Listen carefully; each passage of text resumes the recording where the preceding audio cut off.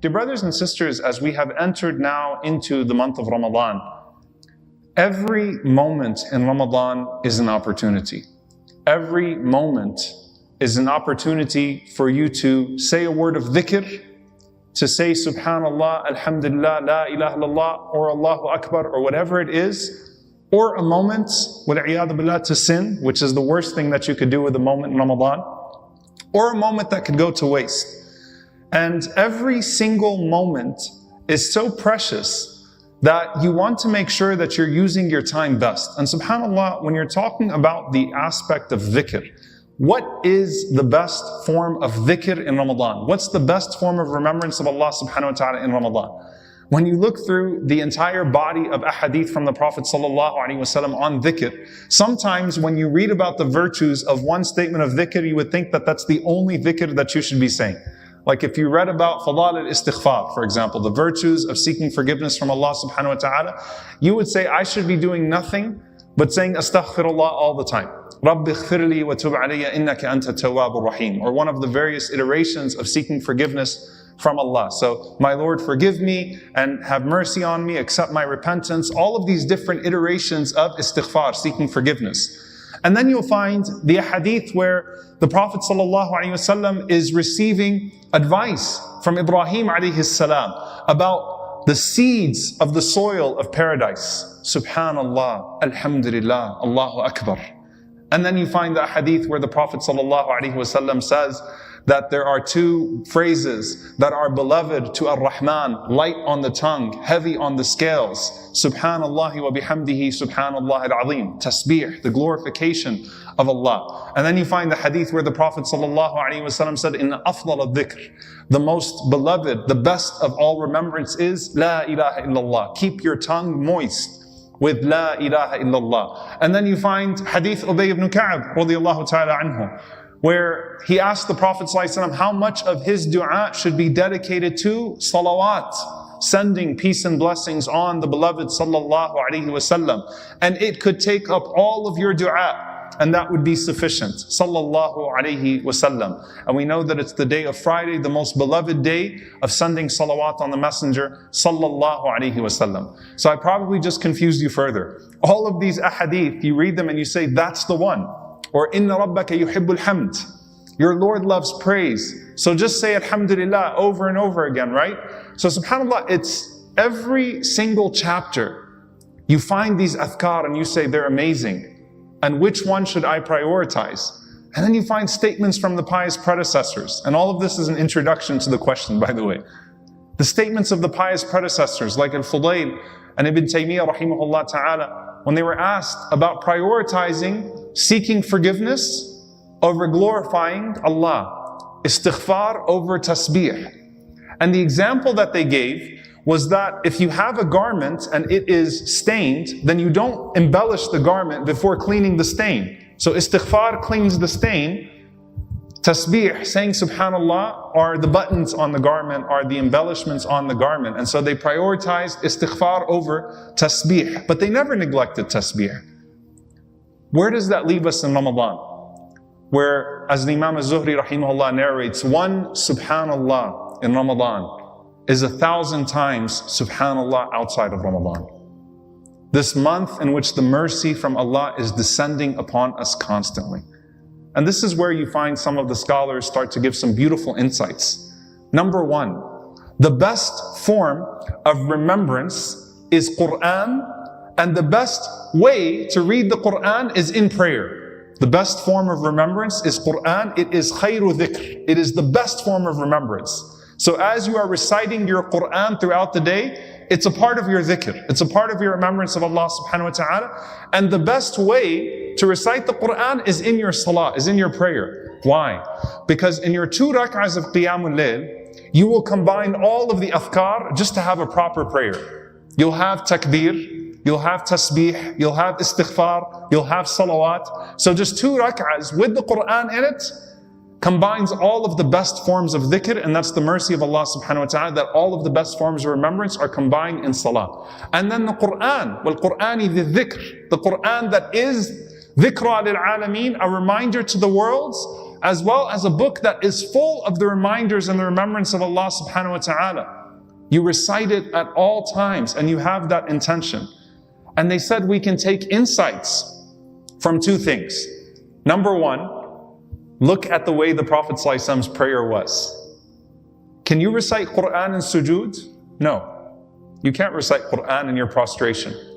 There were some nights that the Prophet ﷺ would stand in his Qiyam al-Layl and he would read Quran for so long you would think he was never going in ruku' or sujood. And there were some nights that the Prophet ﷺ went into sajda, into prostration, where all you do is make dua and remember Allah. You don't read Quran in your sajda, in your prostration, to where if you would have saw him sallallahu alaihi wasallam, you would have thought he died in his sujood. Can you imagine that sight? You see him in his sajda and you think he must be dead alayhi salatu wasalam because he's not getting up from his sajda. Qama Rasulullah sallallahu alaihi wasallam bi-ayah.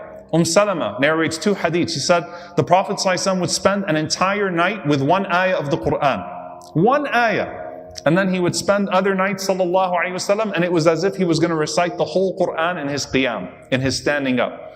And so when the Prophet ﷺ would stand, he would read Quran and he would bring with his Quran dua to Allah subhanahu wa ta'ala and the remembrance of Allah. And when the Prophet ﷺ would make sujood, then the Prophet ﷺ would focus entirely on dhikr and dua. And so the ulama say, what we see from the Prophet ﷺ is engage yourself between that which is the Quran, the recitation, and that which you would say to Allah subhanahu wa ta'ala in your sujood. And we have flexibility in it. The point is, don't miss a moment. The point is, engage in one of those two things. And the fact that if you saw the Prophet ﷺ on a particular night, you didn't know which one he was going to be in more, longer than the other, is a sign for us that, one night you might go into sujood and you have your khatam to finish, but you're going into sujood and you want to finish your recitation of the Quran. But as you got into your sujood, you started to make dua to Allah and you were immersed in your dua. Keep going. Don't get up. Keep going. Continue to remember Allah. One day you might finish your wird, your allocated times of how much you're going to do tasbih.